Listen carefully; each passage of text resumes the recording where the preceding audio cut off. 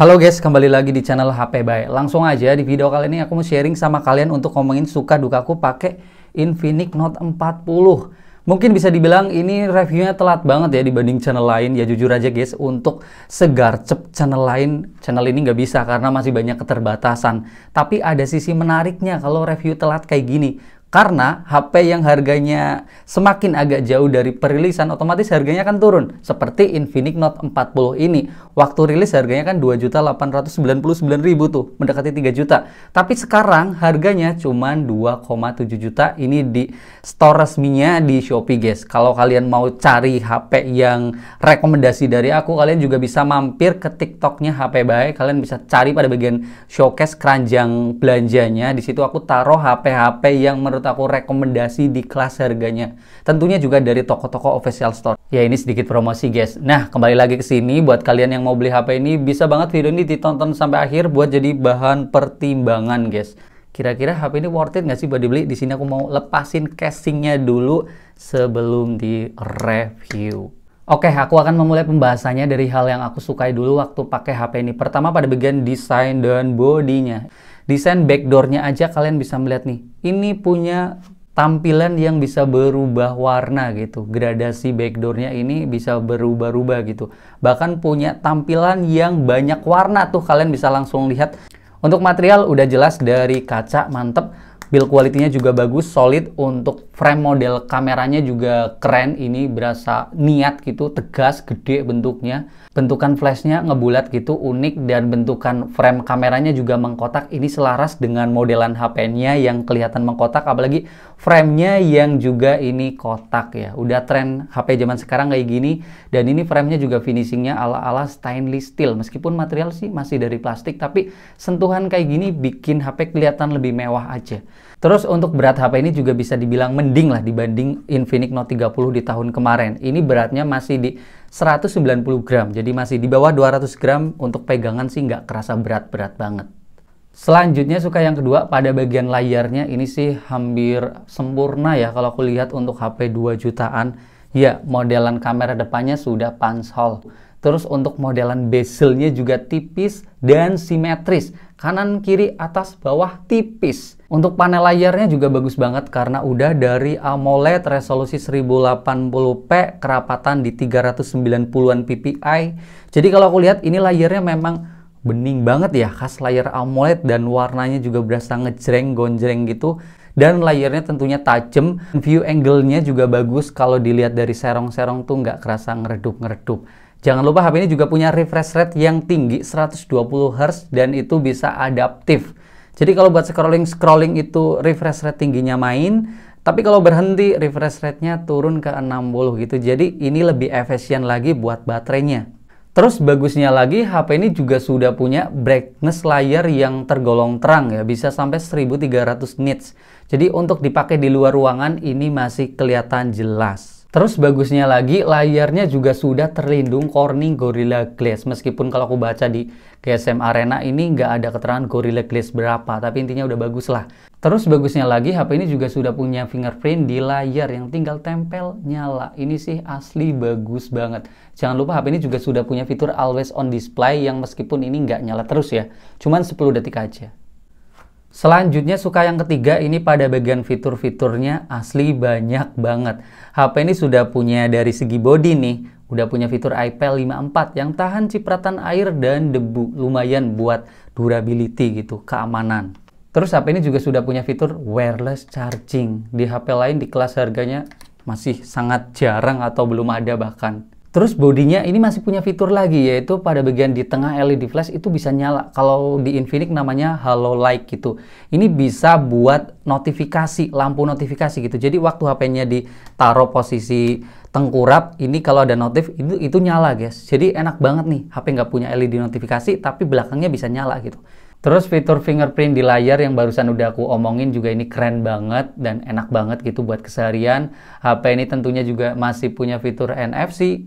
Terus HP ini juga punya fitur bypass charging yang bisa dipakai tuh sambil ngegame, jadi baterainya tuh lebih aman karena listriknya langsung dipakai buat performa gitu, nggak ke baterai dulu. Itu teknologi yang keren banget untuk HP 2 jutaan. HP ini juga bisa ngecas HP lain atau perangkat lain. Ini backdoornya, atau kalau aku baca ini pengecasan nirkabel terbalik gitu.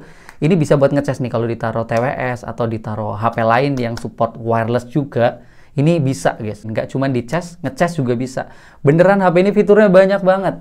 Selanjutnya suka yang keempat pada bagian speakernya. HP ini sudah punya speaker stereo di bagian bawah sama di bagian atas. Yang ini luar biasa banget, lagi-lagi ya HP 2 jutaan yang punya stereo speaker tuh masih jarang gitu. Speakernya 2 masih jarang. Apalagi ini juga mikrofonnya udah 2 guys, bawah sama atas. Tapi mikrofon nanti kalian bisa dengar kualitasnya di bagian perekaman video.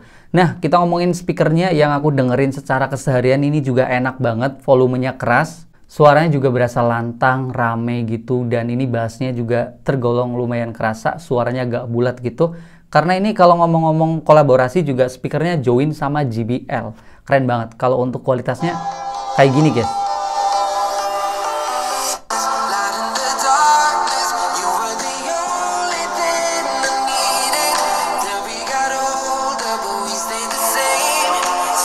Meskipun tetap ya, speaker atas tuh lebih kecil dari speaker bawah. Speaker atas tuh buat pelengkap aja. Tapi lagi-lagi ini bukan HP flagship yang speakernya sama-sama keras. Enggak kayak gitu. Ini 2 jutaan stereo speaker aja udah mantep banget.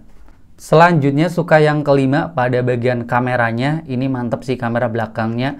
Udah punya resolusi 108 megapiksel, kamera depannya 32 megapiksel. Yang dalam keseharian buat yang namanya motret-motret, cepret-cepret, di siang hari udah dapetin foto yang lumayan bagus, yang pasti juga tajam. Kalau di zoom 3 kali di 108 megapikselnya juga masih dapetin detail yang jelas. Autofokusnya bagus dan warnanya juga bisa dibilang lumayan oke, nggak kusem gitu. Dynamic range-nya juga luas. Untuk foto selfie-nya juga aku bisa bilang lumayan oke ya. Dari segi karakter ketajamannya bagus, tajam, fokusnya juga jelas, dan gambarnya juga warnanya itu cukup oke gitu buat foto selfie kayak gini. Kalian bisa lihat lah untuk sampel fotonya. Buat foto di pencahayaan yang agak kurang atau malam hari juga masih cukup bagus. Di kamera belakang bisa pakai mode malam untuk dapetin detail yang lebih tajam. Warna yang sedikit lebih bagus, meskipun pencahayaannya ini nggak bikin terang gitu. Kayak foto mode auto sama mode malamnya tuh bedanya dikit doang. Tapi sedikit lebih oke lah kalau mode malam. Apalagi di kamera depan, ini juga lebih bagus lagi punya mode malam di kamera depan tuh guys. Ya kalian bisa lihat hasilnya. Ini ada 3 opsi, foto auto, foto potret, foto yang pakai mode malam. Tuh mode malam gambarnya jadi terang gitu, mukanya jadi lebih kelihatan. Terus pada bagian perekaman video juga aku masih suka guys, karena dari segi resolusi aja kamera belakang bisa sampai 2K atau bisa 1080p 60 fps, kamera depan bisa 2K. Meskipun dalam keseharian aku juga rekamnya standar aja di 1080p 30 fps. Oke guys, ini hasil video dari Infinix Note 40 di resolusi 1080p 30 fps. Sebenarnya bisa sampai 2K ataupun 1080 60 fps. Cuman ini HP sudah punya stabilisasi ya. Jadi stabilisasinya tuh hanya bisa di 1080p 30 fps. Kalau aku tuh lebih suka rekam di resolusi ini guys, karena videonya jadi stabil karena stabilisasinya aktif. Seperti kalian lihat, ini anteng gambarnya dan aku cuman rekam pakai tangan ya. Ini untuk hasil gambarnya sih menurut aku udah cukup oke sih, nggak kehijauan biasanya kayak HP Infinix. Ini lebih cenderung ke natural lumayan, tapi agak kusam dikit apa ya. Tapi oke lah, ini HP 2 jutaan, nggak boleh komplain banyak. Untuk fokusnya kayak gini, ini sih kenceng fokusnya. Oke, set, oke mantap. Oke guys, sekarang untuk kamera depannya di resolusi 1080p 30 fps, karena di resolusi ini bisa stabil ya. Kalau 2K sebenarnya bisa, tapi nggak bisa pakai stabilisasi. Aku lebih suka perekaman video yang kayak gini guys, standar resolusi 1080p, stabil, anteng. Jadi buat ngerekam tuh nggak guncang-guncang. Ini luar biasa banget untuk HP harga 2 jutaan ya. Tuh, ini angle-nya juga nggak nge-crop banget ya. Ini masih luas tuh, padahal stabilisasinya aktif. Jadi HP ini enak buat bikin story ataupun bikin konten tipis-tipis. Videonya udah mantep. Dan aku juga suka dengan kualitas mikrofonnya yang nangkepnya bagus, karena mic-nya ini ada 2 guys, atas sama bawah. Ini mantep sih, kalian bisa lihat lah untuk perekaman videonya kayak gini tuh. Wuhui, mantep. Selanjutnya suka yang keenam pada bagian performanya, ini yang menurut aku luar biasa banget. HP 2 jutaan sudah pakai chipset dari MediaTek Helio G99, RAM-nya 8GB, internal 256GB dan sudah bertipe UFS. Untuk skor Antutunya bisa sampai 421 ribuan. Dalam keseharian aku buat pakai multitasking, udah kerasa lancar banget. Buka tutup aplikasi yang lumayan banyak juga berasa garcep. Jarang ngerasain kayak namanya aplikasi login ulang, relog, atau kayak ngeblank tuh jarang banget. Kalau buat main game juga ini luar biasa banget. Mobile Legends bisa dapat settingan super ultra dan tiap hari aku pakai HP ini buat mabar, beneran lancar banget guys. Udah nggak ada kendala sih kalau buat ML. Terus buat main PUBG settingan grafisnya bisa sampai balance ultra atau HD high gitu. Ini juga bagusnya lagi sudah punya fitur gyroscope yang hardware. Jadi kalau dipakai tuh nggak delay-delay, responnya tuh gesit gitu guys. Untuk permainannya lagi-lagi udah lancar banget sekedar PUBG kayak gini. Terus buat main Genshin Impact juga aku ngerasain masih cukup mumpuni. Untuk settingan grafis di rendah atau FPS di 30 itu masih beneran smooth banget. Kita bisa naikin bahkan di settingan grafis menengah. FPS di 40 itu juga masih tergolong cukup oke. Terus aku juga suka pada bagian suhunya, kalau buat main game yang berjam-jam gitu masih tergolong ya anget-anget aja gitu, nggak sampai yang panas banget atau nggak nyaman di tangan. Kalau aku ukur tuh mentok paling di 41 derajat aja, itu pun pada bagian titik lainnya lebih sering di bawah 40 derajat. Jadi ini HP beneran udah mantep dari segi performa sama daya suhunya yang nggak panasan.